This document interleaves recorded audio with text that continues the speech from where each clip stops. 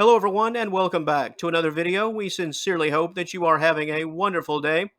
If you enjoyed today's presentation and find it informative, please feel free to subscribe to this channel, like the video, and share the content.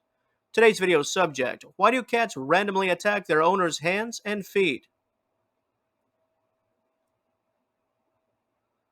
The hands and the feet. Cats are drawn to both for a variety of reasons. Playing on natural instincts, some cats will attack the hands and feet as an act of play, many times in the same way they'd attack one of their own toys. The stalk, the hunt, the capture, and the play. It's all there with the hands and the feet. It's also important to note that the size of our hands and feet, whether big or small, are still within the range of ideal feline prey.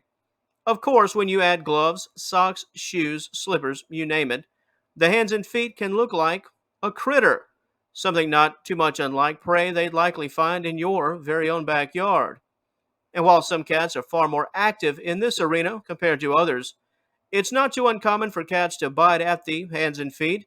This is, by and large, normal behavior, although quite annoying at times, especially if you are on the receiving end on a regular basis.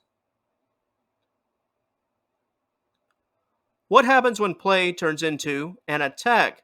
Something that goes a bit beyond just casual curiosity. Could your cat be going to somewhat great lengths just to get your attention? Felines can be quite determined, and when your cat wants your attention, they'll pull out every trick in the bag to get it. This includes jumping on your feet, biting your ankles, biting your hands. This can even happen, yes, indeed, while you are asleep. And while cats in the midst of play typically know how to reel in their emotions, if your cat has an urgent need, some biting, legitimate biting, could be in the cards. This is why it's important to be mindful of your cat's essential needs. If your pet is known for getting a bit too frisky in an effort to get your attention, always make sure that your cat has plenty of fresh food and water. And continuing a bit with our theme of playtime turned sour, feline aggression is absolutely no joke. It should never be dismissed. Sometimes cats can reach a breaking point and become overenthusiastic, even in the midst of good old fashioned playtime. When a feline takes things to the next level, such as biting your hands and feet, scratching them, and even drawing blood, it can be easy for you as an owner to lose control of the situation due to your own physical and even emotional discomfort.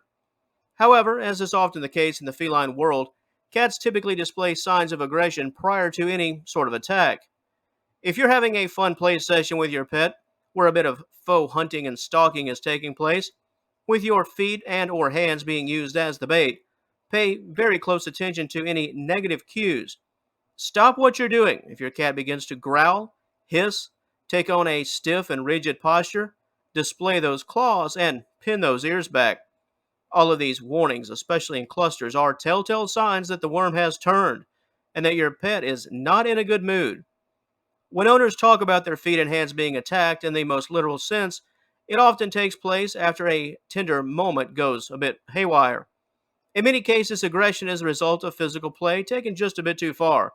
Even those gentle pets can have a breaking point. As we noted earlier, our feet and hands, well, they look like prey. And while they can trigger the feline stalk and hunt response, even to a fun degree at times, it doesn't take much to tip that scale.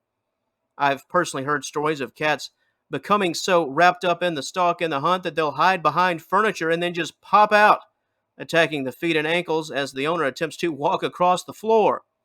If your cat has taken things to a bit of an unhealthy level, one way to stop the fuss is through the act of redirection. Cats are always looking for the next best thing. Turn their attention to legitimate toys or snack treats. Anything to reel them in a bit and away from your body. And before we close today, if you have a young and rambunctious cat, it could be a wise choice to never intentionally draw attention to your hands and feet beyond the standard petting. If you present them up as sort of a showcase prize, you could be in for a rough go of things.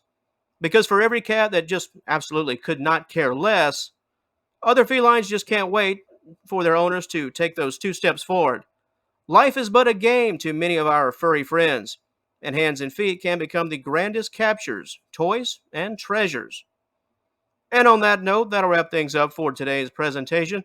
And once again, feel free to like and share this video and subscribe to the channel if this type of content is of interest to you.